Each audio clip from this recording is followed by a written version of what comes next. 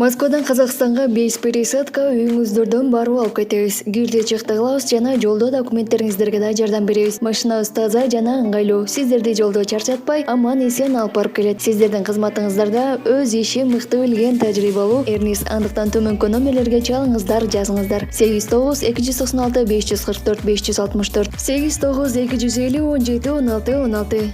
Биз ар дайым сиздердин кызматыңыздарда 24 саат бою байланыштабыз. Андыктан төмөнкү номерлерге чалыңыздар, жазыңыздар. Тажикстандын президенти Москвага расмий сапар менен барат. Тажикстандын президенти Эмомали Рахмон 21-22 ноябрь күндөрү Москвага расмий сапар менен бара турганын мамлекет башчынын басма сөз катчысы Автуфаттух Шарифзода билдиргенин чет элдик басылмалар жазышууда. Маалымдалгандай, иш сапарынын алкагында Эмомали Рахмон Орусиянын президенти Владимир Путин менен жекеме-жеке форматта жолугушат.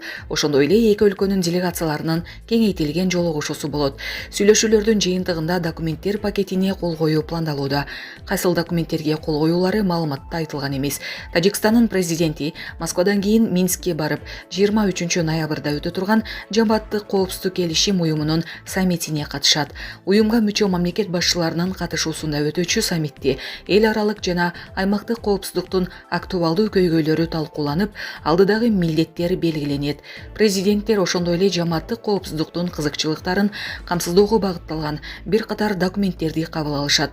Жакында Эмомали Рахмон менен Владимир Путин Бишкекте КМШга мүчө мамлекеттердин мамлекет башчыларынын кеңешинин жыйынынын алкагында жолугуп, стратегиялык өнөктөштүк жана аны мындан ары өнүктүрүү маселелерин талкуулашкан.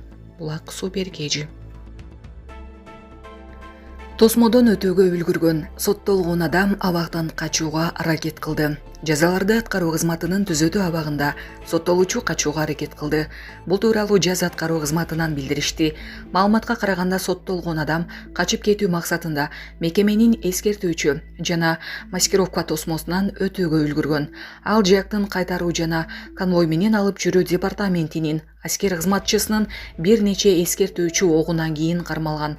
Аталган факты боюнча жаза аткаруу кызматынын тергөө башкармалыгы тарабынан кылмыш иши козголуп, иликтөө иштери жүрүп жатат. Булак Суперкежи.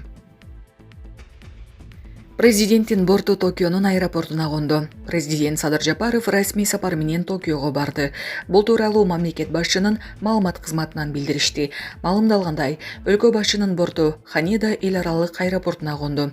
Аэропорттун флагштокторунда Кыргызстандын жана Япониянын желектери илинип, ардактуу кароол тизилди. Садыр Жапаровду Япониянын тышкы иштер мамлекеттик министри Киото Цуджи жана башка расмий адамдар тосуп алды. Эскерте кетсек, сапардын алкагында мамлекет башчысы улуу даражалуу император Нарухито, Япониянын премьер-министри Фумио Кисида, парламенттин спикери Фукисуру Нукага, парламенттин депутаттары, ошондой эле Ротобо, Япониянын бизнес ассоциациясы, Жата Япониянын туроператорлор ассоциациясы, Жибик Япониянын Эксим банкы, Жетро Япониянын тышкы соода өнүктүрүү ассоциациясы, Жика Япония эл аралык кызматташтык агенттиги сыяктуу жана башка түзүмдөрдүн жетекчилери менен жолугушууларды жана сүйлөшүүлөрдү өткөрөт. Булак Суперкежи. Садыр Жапаров Япониянын императору менен жолукту. Японияда расмий сапар менен жүргөн президент Садыр Жапаров Токиодогу император сарайына өлкөнүн императору жана анын жубайы менен жолугууга барды.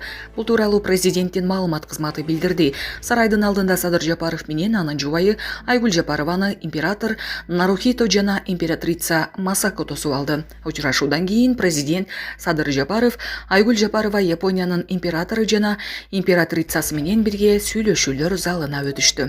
Булак Назар Ньюс Кежи.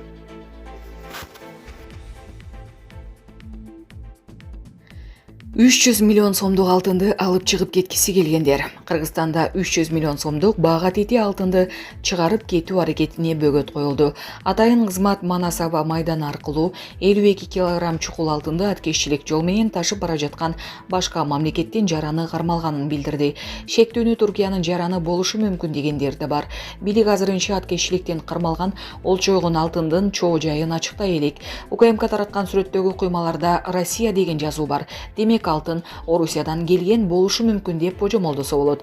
51 килограммдан ашуун алтын куймалары курамын аныктоо үчүн Баалуу металлдар департаментинин лаборатория бөлүмүнө жөнөтүлгөн. Бүгүнкү күндүн эсеби боюнча Улуттук банкта 1 грамм алтын куймасынын баасы 7.000 сомго бааланууда. Булак Назар Ньюс KG. Кыргызстандын мамлекеттик карызы 6 миллиард долларга жакындап калды. Сентябрдын аягына карата Кыргызстандын мамлекеттик карызы 5 миллиард 987 миллион долларга жетти. Бул тууралуу Финансы министрлигинин маалыматында айтылат. Бул сумманын басымдуу бөлүгү тышкы береси, ал дээрлик 4,5 миллиард долларга барабар. Бул сумманын 51,9% өлкөнүн көп тараптуу насыялары экени айтылды. Ички карыз 1,5 миллиард долларга бааланган. Булак Назар Ньюс KG.